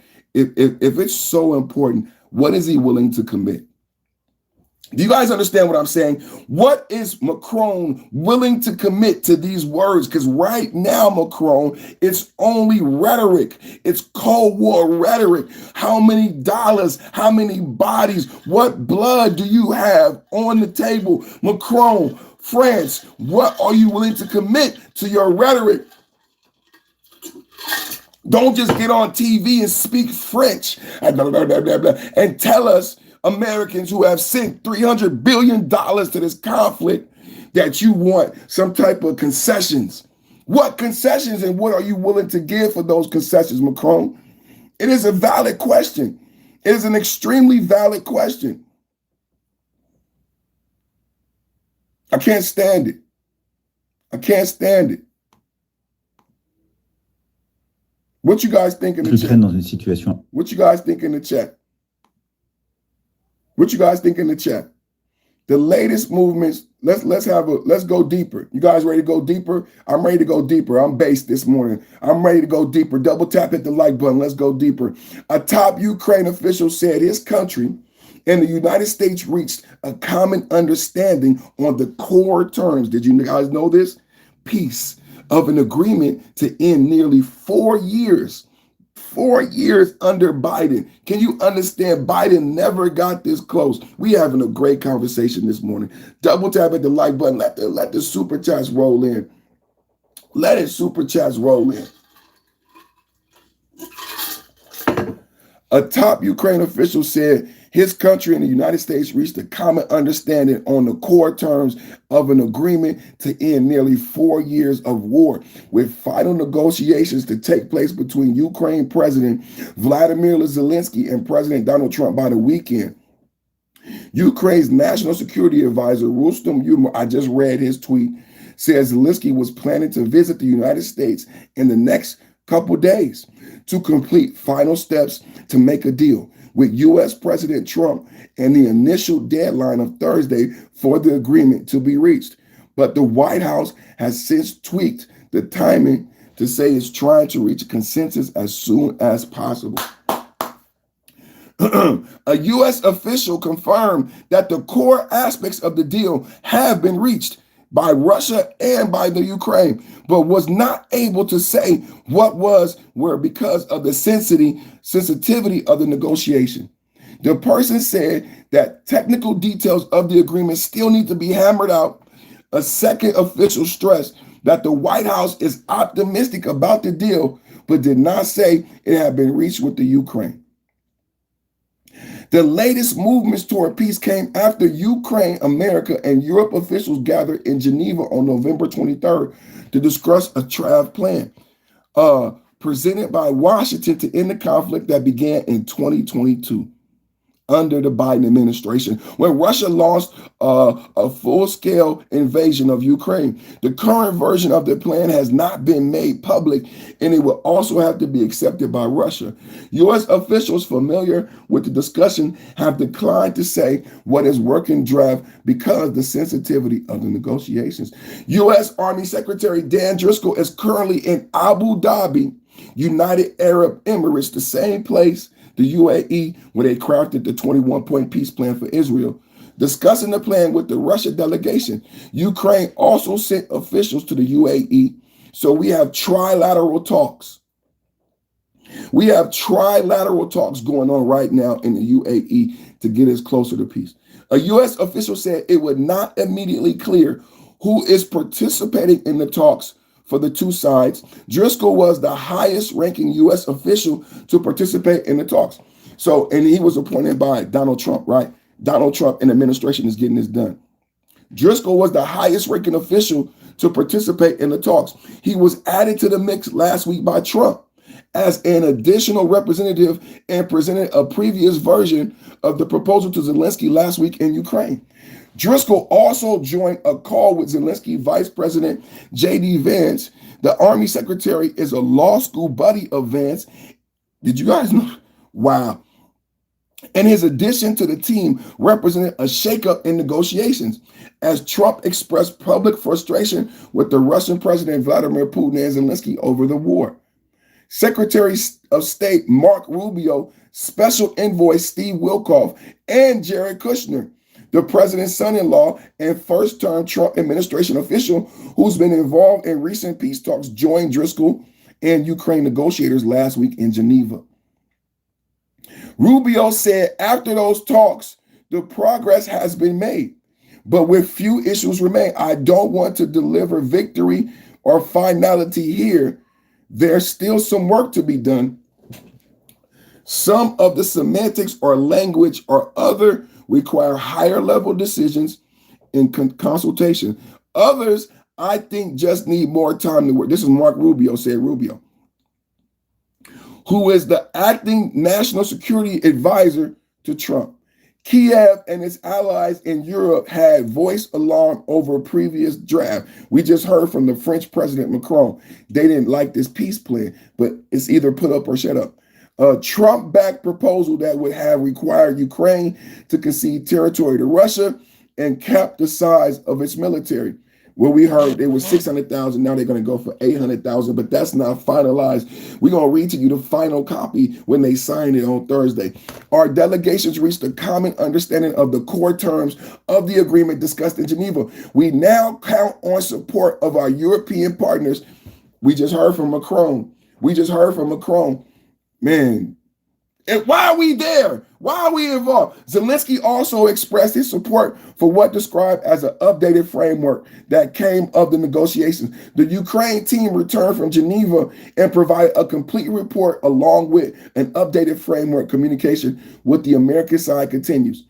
I am grateful for all America's efforts and personally for President Trump's efforts, Zelensky wrote on a post November 25th. Ukraine Prime Minister Starmer told House Commons on November 24th that there's still a long way to go, but the road ahead matters, that the Ukraine and the future must be determined by the Ukraine. Ukraine continues to hold the line, but now they are signaling that they want to sign the agreement. They got a deadline and they got a blink. Let's go to more video footage. I got more video footage so you guys can get more clearer understanding. Double tap at the like button. Double tap at the like button. Everybody right now. Salute to everybody watching. I'm going to ask a favor to everybody watching right now. If you are benefiting from the chat, if you are benefiting from anything, and you are benefiting from what you're learning right now, I need you to double tap the like button. Double tap and hit the like button. Double tap and hit the like button right now. Let's go back to the beginning. Let's get some more. Less ready at this point. Where do things stand? Is it clear? It's not 100% clear at this point, Becky, but on the face of it, the comments that we're getting from that US official saying that Ukraine has agreed to a peace plan with a few minor issues outstanding, it's not 100% clear what that changes. Really, we heard from the US Secretary of State on Sunday after those talks in Geneva saying that they'd made a lot of progress and that there were some issues still outstanding, but none of them were insurmountable. So perhaps it signals a little bit of progress from that point, but we don't know what exact plan Ukraine has signed up to here, what version of that original 28-point peace plan that came out last week that has now been whittled down and revised after those talks in Geneva. So look, and I think for Ukraine, as you said, Zelensky has come out and said, yes, there are paths to peace here, but a lot of work has still got to be done. There are quite a lot of missing pieces here. Ukraine's allies are set to meet virtually this afternoon, the so-called coalition of the willing, to discuss what's on the table there. There's also the issue of a potential meeting between Zelensky and Trump. Zelensky said that he hopes to discuss the most sensitive issues in the peace plan with the US president, and one of his top aides came out on X this afternoon calling for that meeting to happen at the earliest possible date in November. So it's clear that they want that to happen soon. And then, of course, the biggest issue of all, and perhaps the most difficult part in all of this, Becky, is Russia. Well, all eyes now on Russia and how they may react, what they are going to say at this point. What are officials, at least, they're saying to date? Well, I think Russia has made its position quite clear, Becky, over the last few days. We heard from President Putin on Monday, who said that the 28-point plan, the text of which Russia had seen that came out last week and that we believe arose from talks between Russia and the US over the past few weeks, that could form the basis for negotiations. I think it's clear, given that it involved territorial concessions from Ukraine and things like a commitment never to join NATO, those certainly are points on Russia's wish list. The Foreign Minister Sergei Lavrov held a press conference today and he fleshed out that position even further. Take a listen. We have channels of communication with our American colleagues and they are being used. And we are awaiting their version, which they consider an interim version in terms of completing the phase of coordinating this text with the Europeans and Ukrainians. Then we will see. Because if the spirit and letter of Anchorage are lost in the key understandings we have documented, then of course the situation will be fundamentally different. But so far, I repeat, no one has officially communicated anything to us.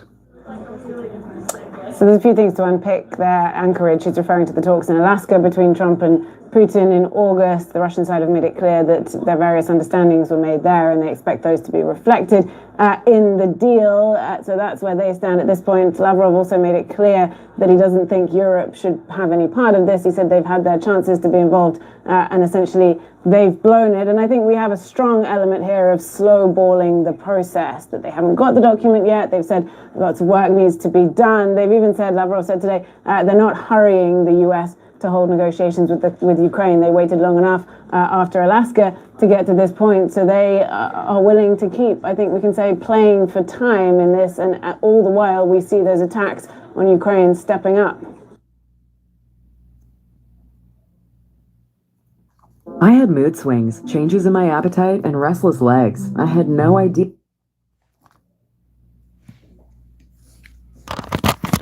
Oh, they be fighting to get them damn ads out, man. Shit. Yeah, these were the beginning stages of perimenopause. No matter what, how much you fight. Rubio tells CNN, please with progress.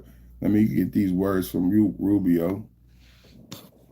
This is Bombas. They took socks and said, what if they could be way? Mark Rubio got a comment. Mark Rubio been doing a great job. I remember watching Mark Rubio his whole career. I mean, we've been looking at J.D. Vance. J.D. Vance been getting ate up on South Park. Have y'all been watching South Park? They got J.D. Vance looking like Tattoo from Mr. Rogers. The plane. What's up, boss? Hello, boss. J.D. Vance is getting tore up.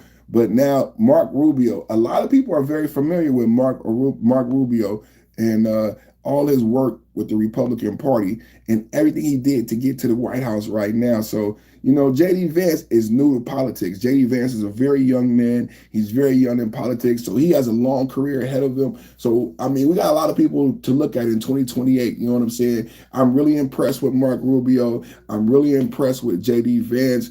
The only thing, Mark Rubio has a lot more experience, executive experience. You know, J.D. Vance was very blessed to get this opportunity to be vice president. I think Charlie Kirk, God bless Charlie Kirk, God rest his soul. Charlie Kirk was intricate in the selection of J.D. Vance in that role, and we know about Peter Thiel. We're not going to get into Peter Thiel right now, but we do know that Charlie Kirk was intricate in the selection of J.D. Vance. He went to the White House. He told Trump to go with J.D. Vance. I didn't know how much Charlie Kirk was really involved with advising Trump and some of the decisions that he made, but looking at it retrospectively, man, it makes me really, you know, have a great respect and regard for Charlie Kirk. God rest his soul and his memory. But yeah, man, we're excited about J.D. Vance, and I just wanted to say we're excited about Mark Rubio also. So let's get this video. So we got a lot of Republican MAGA stars that we can look to in the future, and very excited for the MAGA Republicans. And Marjorie Taylor Greene is not one of them. To compromise, for instance, on some of those key issues like territory in exchange for peace with Russia. Have they suggested that they are prepared to do that? Well, I'm not going to look. It's not because for purposes of evasion. It's just I'm not going to get into the details of the topics that were discussed because this is an ongoing process. What is important to understand and how these things work is you have to, in order to have a proposal, you have to write it. You know, if it's just verbal, it's in the air. You have to put it down on a piece of paper, and just because it's printed on a piece of paper doesn't indicate finality. So you get input, and based on that input, you make adjustments, and then you get more input, or you make a counteroffer, and you get more adjustments. That's an ongoing process. There's a lot more of that to happen. So I'm not going to speculate or go into the details of any of the specific items in the latest version of the proposal, because, frankly, by tomorrow or the next day, that may have evolved and changed further. And but I can tell you, I guess that I feel very optimistic that we can get something done here because we made a tremendous amount of progress. What are you going to tell President Trump about the attitude of the Ukrainians during these negotiations? Oh, it was very positive. I'm telling you, today was the most productive day. He said they were ungrateful earlier. Well, today, and we've talked to him since, I think he's quite pleased at the reports we've given him about the amount of progress that's been made.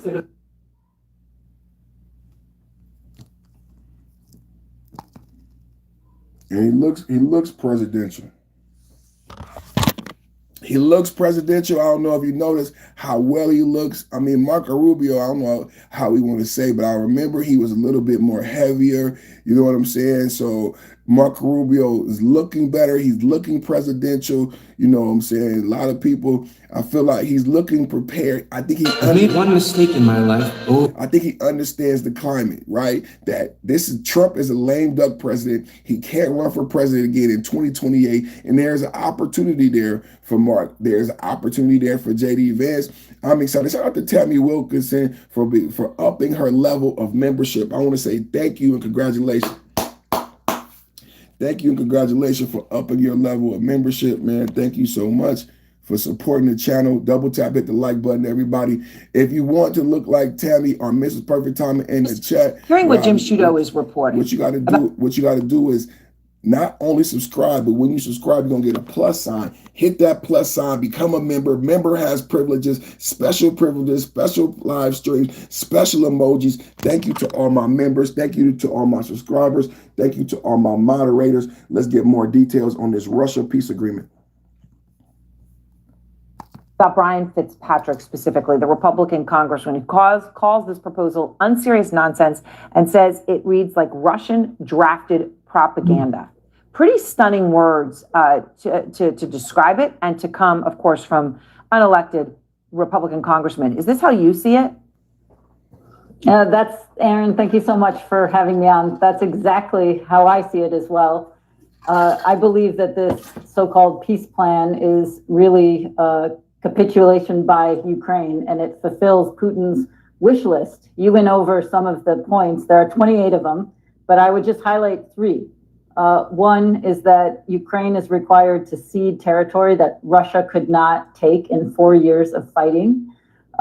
2, it basically reduces the Ukrainian military to the point where it would be, and the country would be, weak and vulnerable.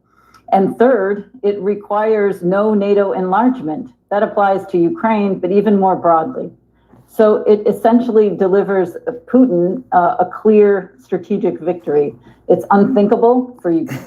So again, are they serious? I don't think this is serious. Are they still discussing NATO proliferation? I can't believe that these are Democrats and Democratic liberal media when we have $300 billion invested.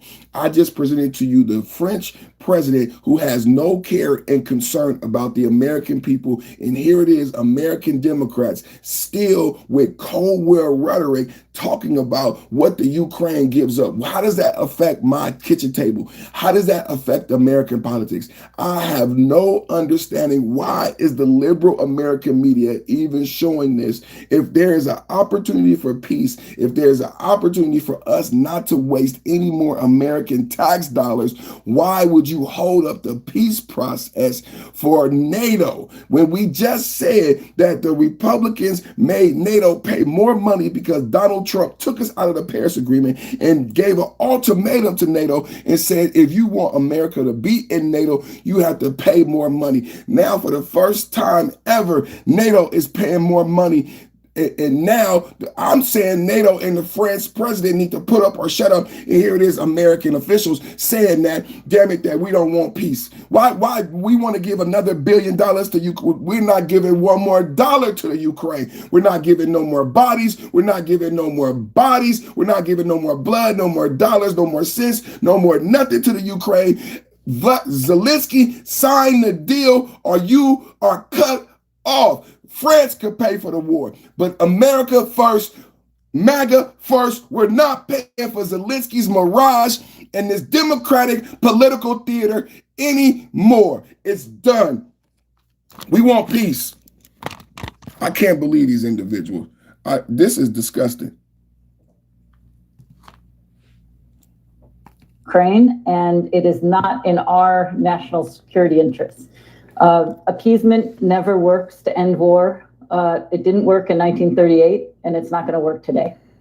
It is incredible after all of the back and forth, right? And the failed summit, and then Trump talking tough, and then this is what gets put on paper. I mean, I think after all of that, it is still somewhat stunning, Ambassador. And Zelensky insinuated in what I played that if he doesn't accept this deal, right, that the choice is either Ukraine or lose American support, right? That was a very explicit choice. Trump was asked about that in the Oval Office earlier, and he didn't address it directly. He certainly didn't deny it. So what do you think is happening here? And what message does it send Putin that this would be put out there in the way it did? No NATO enlargement of any sort. All the land that he had wanted in Ukraine, that he's back in the G8. What does Putin get from this? Well, Putin gets everything that he wants.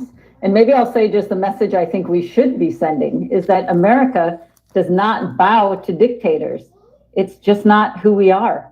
And what we need to do is fight for freedom and democracy at home and abroad. And the reason that I resigned from my position and spoke out and am running for Congress is because we cannot be an America that is undermining our own democracy, stripping people of their health care, and destabilizing our own economy. Or even, as of yesterday, having our head of state actually threaten members of Congress who have also served our country. So this is why I'm here, and this is why I'm running. We need to stand up, and we need to speak out, and we need to be the America that supports our foundational values. And you are speaking out. Some of the others we've heard speaking out. I mean, I talk about Brian Fitzpatrick. There are others. But one of the strongest things was actually said from one of the top officials in Estonia, which has a lot at stake at this, right, when it comes to Putin and his territorial ambitions. Marco Mickelson said, if Ukraine accepts this, there will be no Ukraine anymore. If Europe accepts this, we must prepare for a direct war with Russia. Do you guys hear Which are stunning words in the context of what we have now heard out of. Do you hear this? A lot of people, have you guys been listening to my podcast this morning? How many people have been listening to my podcast this morning as I explained about Biden and Cold War rhetoric? We just heard from the France president. This is what you would be looking at if you had a Democratic administration. You guys need to understand this is what you will be looking at. Female leadership who are not taking into account any geopolitics. They are just doing political theater. These women will not be on the front line. I don't care how you take it. Female liberal leaders, female feminist leader who will not be on the front line. Democratic liberal policies that lead us to war. Trump has a peace plan in Israel. Trump has a peace plan in the Ukraine. And this is what the Democrats want. The Democrats want war in Russia. You cannot make this up. We have to be vigilant in 2026. We have to be vigilant in 2028. You have to understand what we were facing. If Kamala Harris would have won the presidency, we would be in a global conflict, and I believe a nuclear conflict with Russia, because they believe in this rhetoric. I have a question for everybody watching right now. When she said dictator, who is the dictator, and where does that get us in the peace process? Who is the dictator? This is the same thing Kamala Harris, this is how we got here. When Kamala Harris insisted on NATO proliferation, they are still talking about NATO proliferation. Putin had one red line. What is obvious to me as the Democrats are hearing are deaf. The Democrats are tone deaf. They don't listen to the American people. They don't listen to global geopolitics. Putin had one request. Now Putin is getting a shitload of requests because the Democrats refuse to listen. This is why the Republicans are running the House, the Senate, and the White House, because the Democrats refuse to listen. The Democrats refuse to listen. The red line was no Ukraine, NATO. What did Kamala Harris do? Kamala Harris repeated these same Democratic talking points. Isn't it funny? The only talking points that they have memorized is the war talking points. They're warmongers. The Democrats are warmongers. They don't have any talking points on minimum wage. They don't have any talking points on Affordable Care Act. They don't have any talking points on the EBT entitlements. All they do is say Trump, Trump, Trump, Trump, Trump fault, but no talking points. But if you listen to their detailed talking points, it's all about war. It's all about bombs. It's all about conflict. They can talk about that all day long. They can't talk about your quality of life. They can't talk about employee wages in America, the quality of life, how much a house costs. What is Tucker Carlson talking about? What is Tucker Carlson on every podcast saying? That young people can't afford a mortgage. What is Trump's 50-year mortgages? I don't hear talking points on kitchen table politics. What I do hear is, listen to this. If the Ukraine accepts this, there will be no Ukraine anymore. If Europe accepts this, we must prepare for a direct war with Russia. I have one question for Marco. What are we doing now? The only question, what are we doing now? If they are suggesting we prepare, we are in a war now. The Ukraine is not fighting Russia. It is a proxy war. The Ukraine is not nuclear. The Ukraine is broke. They don't have soldiers. They don't have money. They don't have food. Who is fighting the war now, Marco? It is idiotic to say things like that. Prepare for a war with Russia. We are in a war with Russia now. We have been in war with Russia for 4 years. We want to end the war before it escalates, Marco. Why is this so hard to conceive for Democrat and liberals?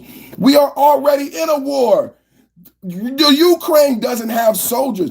We took a street gang. The Biden administration took a neo-Nazi street gang and turned them into soldiers because they had so little armed forces. There would be no need to envelop the Azov battalion into the Ukrainian army if they had soldiers. They didn't have soldiers, so they used football hooligans and gang members as soldiers because they are not fighting the war. We are fighting the war. Physically, monetarily, and spiritually, America is spent. No more money for the Ukraine, and we're not fighting the Ukraine war anymore. How absurd. Listen, look at this. Look at this. They think you're dumb. They think you're dumb. They think you're dumb. He says, if the Ukraine accepts this peace plan, there will be no more Ukraine anymore. If the Europe accepts, then we must prepare for direct war with Russia. What are we doing now, Marco? What are we doing now, Marco? There are people dying every day, missiles falling every night. It is direct war, Marco. This is stupid. Prepare for direct war. We must prepare for a direct war with Russia, which are stunning words in the context of what we have now heard out of senior French officials more than once in the past 6 months, which is that the French people should be prepared for the possibility that French children will die fighting a war with Russia. Do you think this is a reality? I think this proposed plan will not end the war. It will only lay the groundwork for future war. And so it is a danger to Ukraine, to Europe, and to us, because if Ukraine is taken and more pressure is put on other NATOs, including other allies, including NATO allies, that also brings the United States directly into this war. No, it doesn't. It is a disaster from start to finish. We need to remember who we are. We need to stand for our values. That includes freedom and democracy. This is why MAGA voted for Trump. This is why MAGA voted for Trump. This is why MAGA voted. France. We just played the France president who did not even speak English. We're not going to war over French children. I don't care if France's children have to fight Russia. It is America first. We are in recovery. What is wrong with the Democratic brain, or the lack thereof of the Democratic brain? We are in recovery. We are post-quarantine. Every major Democratic city is full of crime and debt. Chicago is in debt. New York is in debt. Zohrani Mamdani, the Lion Morani, promised you free buses, free health care, free child care, free rent, and then the governor told him no on all of his 3-point plans. Do you know why? Because New York is in debt. Everybody is in debt post-quarantine because there was a moratorium. Nobody paid rent. Nobody went to work. And the Democrats want us to die and fight over France's future. And the French president did not even respect America's dollars, $300 billion, enough to speak English. When the French, she's talking about NATO allies bring us in. No, Trump took us out of the Paris Climate Accord. Trump took us out. See, this is what you would have been facing with a Biden presidency. When Trump was president in the first term, he removed us from the Paris Climate Accord in these type of allegiances with France. Hello? We don't owe Macron or France shit. Trump took us out of the Paris Climate Accords. What did Biden do when he became president? He put us back into the Paris Climate Accords. What did Trump do on his second term? He gave NATO an ultimatum. So don't give me bullshit about NATO and NATO affiliates when they don't pay their fair share. For the first time, the American people understand from the American president that America first. America is the leader, and NATO now pays more money. So I don't want to hear shit you got to say about NATO affiliates. America is not going to war for France. I'm going to tell you the climate for MAGA right now. America is not going to war for France, babies. I don't see any allegiance to France. We don't see any allegiance to NATO. NATO has benefited. Do you understand that there is a rift in MAGA right now? Because there is an understanding amongst MAGA Republicans that foreign countries benefit too much from American aid and policy. Certain foreign countries have free healthcare, free college, and America gives them money, tons of money. So MAGA in America first is having a real issue and a discussion about what America does globally and abroad. We are America first. That means no more money to the Ukraine. And I know a lot of MAGA Republicans would love it if we stop funding all foreign countries altogether and they funded themselves. And we spent that money on Americans. I know a MAGA would love that. I know MAGA, no all caps in my chat, no spam in the chat. No all caps, no spam in the chat. You must be new, you're going to get blocked. So a lot of people is tired of all of the money leaving America, going to other countries. So I'm going to tell you the climate right now. We're not supporting any France type of proliferation. And NATO is done. NATO is done. We're not supporting NATO. We done supporting all of this. This is why we voted for Trump. This is why we voted for Trump, because we're done. That's why we voted for Trump, because we done. Friday sales event. We got some more details. We got some more details. Agreement to share with you guys. Double tap at the like button. The algorithm was slow today. Today, I don't know what happened. I know it's a holiday. It's a holiday, but man, if we don't get them 100 likes, it really hurt the algorithm, man. So you got to get them 100 likes, man, to get the podcast popping, man. But everybody out there, I ask a favor. Here we go. Everybody out there, I ask a favor. If you learn, if you hate, if you demonstrate, double tap, hit the like button. Everybody out there watching right now, I'm going to ask a favor of you. Double tap the screen, hit the like button. Thank you so much. Before you even do it, I'm going to say thank you. And anybody watching who want to support, hit the super chat.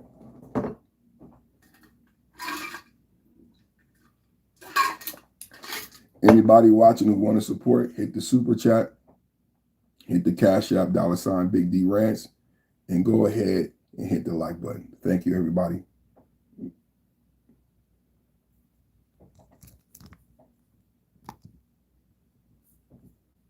Pretty perilous for Kiev. There's a new peace proposal for Ukraine. Well, much of it may be dead on arrival, but it's still pretty perilous for Kiev.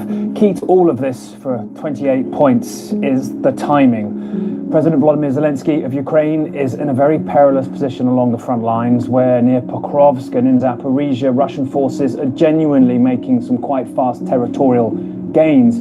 But at the same time, this is coinciding with really an unprecedented domestic political crisis for him. A corruption investigation is swirling around his inner circle involving energy, and that's really sapping, potentially, his ability to deal with the emergency on the front lines. So this proposal contains an awful lot that Ukraine's already rejected, but in times perhaps where it felt more confident. What's in the plan? Well, the first non-starter in Ukraine's mind is the idea they have to give up more territory, particularly in the Donetsk area, where they fought hard over the past years. There's a suggestion from Russia there could be a demilitarized zone even there without any soldiers in it that is technically part of Russia. That's an almost impossible sell. They also want elections within 100 days. Well, that is a political bomb, frankly, for President Zelensky. They can't run legitimate elections that quickly, and it basically puts his shelf life as a talking point from that moment onwards. And then finally, there are severe limits as to Ukraine's future geopolitical alliances, whether it can join NATO. A lot of this unacceptable, but the fact we're hearing it right now is a bid to increase pressure on Zelensky at a time when he's already got enough of it in Ukraine. I've made one mistake in my life over and over. What do you guys think, man? This is so important. The two different sides to this thing. They are painting it like there's still Cold War rhetoric that we need to be afraid of Russian proliferation. There are people who don't want the peace deal to go through. So that means that there are people in Washington who are currently working against Trump because they don't want Trump to be successful and they don't want Trump to have another win. This is disgusting. It's not about peace for them. It's not about American lives. It's not about taxpayer dollars. It's not about a focus on American first. It's about political posturing, and I can't stand it anymore. I really can't stand it anymore. What else do we got? We got some more for y'all, man. Let me see it. Is this a talking one? Well, with only minor details left. Oregon to Washington has been turned off for news out of. Let me see what else I got for y'all. Party people in the building. Double tap at the line. Ukraine. A U.S. official tells CBS News that Ukraine has agreed to a U.S.-backed peace proposal with only minor details left. Oregon to Washington has been turned off for weeks after an oil leak was detected. There are now concerns that. So we got the peace plan. We got the peace plan. What else we got today, man? We got a fire day today. Pete Hegseth going after seditious Democrats. I brought to you that 6 seditious Democrats video.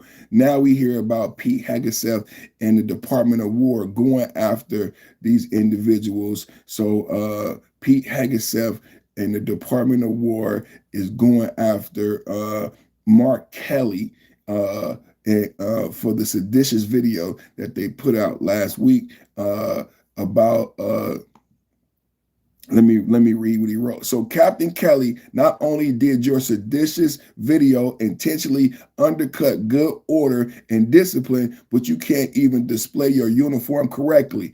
Your medals are out of order and roles reversed. When/if you are recalled to active duty, it'll start with uniform inspection. Wow. This is Pete Hegseth talking about Mark wearing his uniform wrong and addressing the seditious video that came out a couple days ago where Democrats suggested that armed forces refuse to follow orders. Did you guys see the video? I played it here. On a rocket ship into space for you and your family, I just have to ask the kind of impact that it's having on you and your loved ones. Rachel, I've had a missile blow up next to my airplane. I've been nearly shot down multiple times. I've flown a rocket ship into space 4 times, built by the lowest bidder.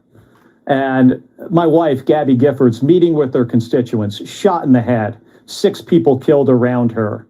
A horrific thing. She spent 6 months in the hospital. We know what political violence is, and we know what causes it too.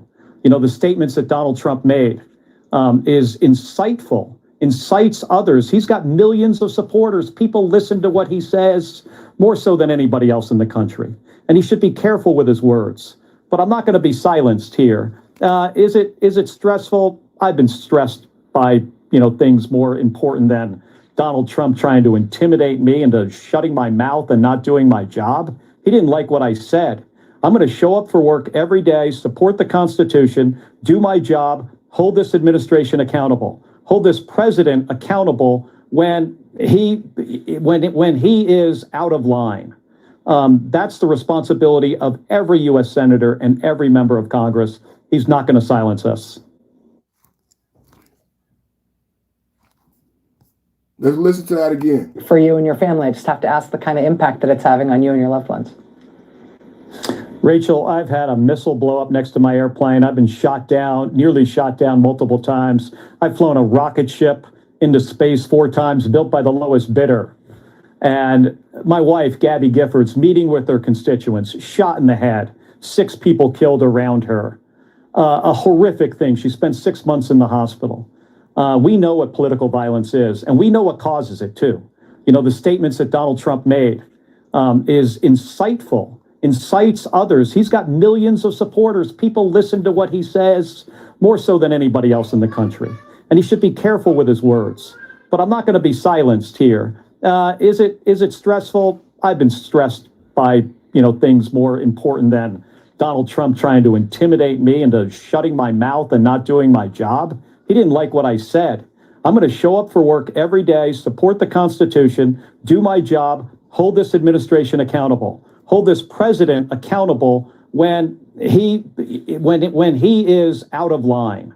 That's the responsibility of every U.S. senator and every member of Congress. He's not going to silence us.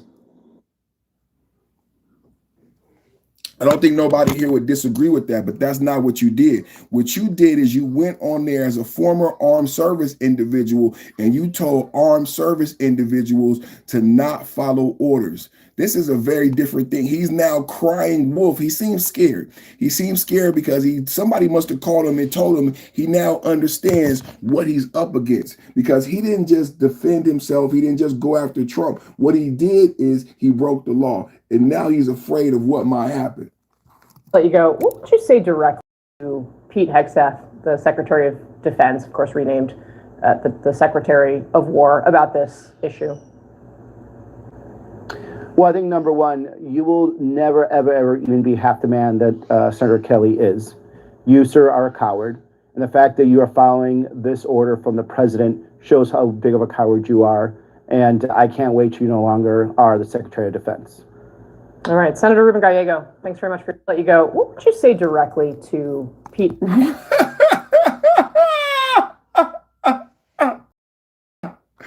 What is he talking about? Oh my God. Oh my God. Man, you the one did it, man. You the one did it to yourself, man. Investigation. As veterans, we just want to say that we support Mark Kelly. Hey, Pete Hegseth, fuck you. Okay. How do you guys feel about the investigation? I'm telling you how I feel about it. I feel the whole country.